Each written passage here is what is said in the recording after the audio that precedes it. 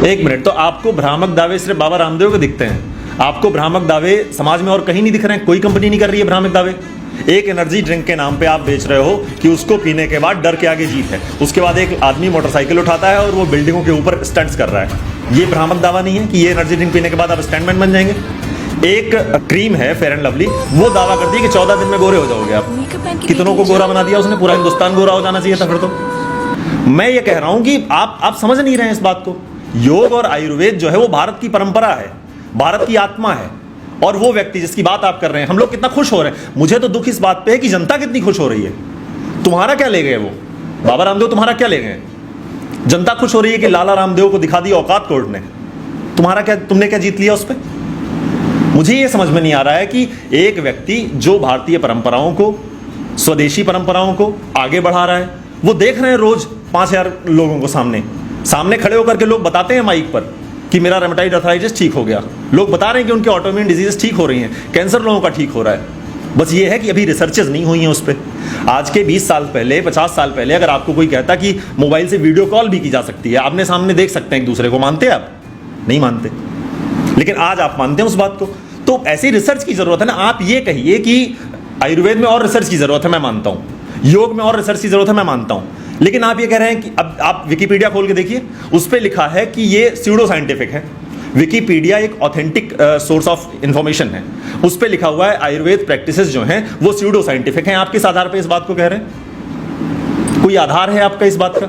आप एक जिम्मेदार प्लेटफॉर्म है, इंडियन मेडिकल एसोसिएशन, नाम के आगे इंडियन लगा लिया है उन्होंने, तो इससे लग रहा है कि ये सरकारी संस्था है, भारत सरकार उसके विरोध में।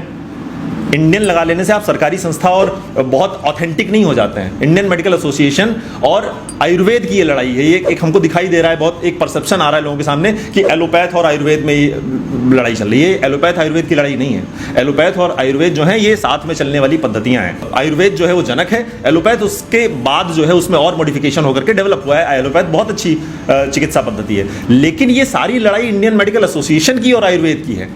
इंडियन मेडिकल एसोसिएशन आयुर्वेद को क्वैकरी कह रहा है। क्वैकरी का मतलब जानते हैं आप? Fraudulent practices, fraud. और हमको, आपको शर्म नहीं आ रही है? आने वाले समय में आपको पता है क्या होने वाला है? आने वाले समय में ये जितनी भी योग की प्रक्रियाएं हैं, जितनी भी आयुर्वेद की औषधियां हैं, ये सारी औषधियां अलग अलग नामों से विदेशों में, पश्चिमी देशों में पेटेंट हो जाएंगी। और आप बैठे रहिएगा इसी मिथ्या अहंकार को लेकर के कि आप सब कुछ हासिल कर लेंगे एक दिन। जितनी एक्सरसाइजेज आपकी हुआ करती, जो मार्जारी आसन है उसको कैट पोज के नाम से पेटेंट कर लिया गया है। कहते रहिएगा उसके बाद कि नहीं हमारे शास्त्रों में दिया हुआ है मार्जारी आसन। जैसे आज हम बात करते हैं गुरुत्वाकर्षण को लेकर के कि हमारे शास्त्रों में महर्षि कणाद ने कह दिया था वैशेषिक दर्शन में। कहते रहिए न्यूटन ने तो दे दिया। कौन मान रहा है आपकी बात को? ऐसे ही आने वाले समय में आपके सारे प्राणायाम को ब्रीदिंग प्रैक्टिस के नाम पे बेचा जा रहा है। बोल रहे हैं ना डॉक्टर्स को, आखिर प्राणायाम बोलने में क्या शर्म है?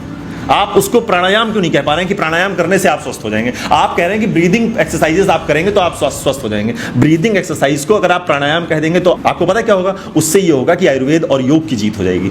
और ये कैसे स्वीकार कर लें?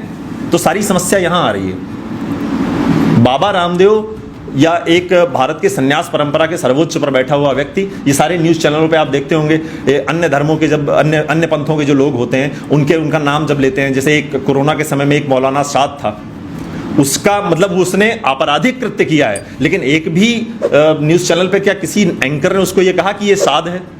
सब मौलाना साद, मौलाना साद, मौलाना बुखारी, सब मौलाना लगा रहे हो। अगर उनका पद है, मैं कह रहा हूँ सम्मान दो।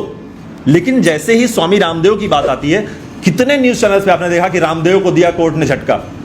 रामदेव क्या है? भारत के संन्यास परंपरा का अपमान कर रहे हैं आप। कोई आपराधिक कृत्य नहीं किया है बाबा रामदेव ने। अगर स्वामी रामदेव इस देश की संन्यास परंपरा का प्रतिनिधित्व करते हैं तो आपकी ये जिम्मेदारी है कि आप उनको सम्मान दें। आप क्यों नहीं दे रहे? क्योंकि हम बहुत सहिष्णु हैं। हम ये सह लेते हैं कि हमारे सन्यासी का अपमान करो और हम सुनते रहेंगे, हम भी खुश हो जाएंगे। तो समस्या की जड़ ये है।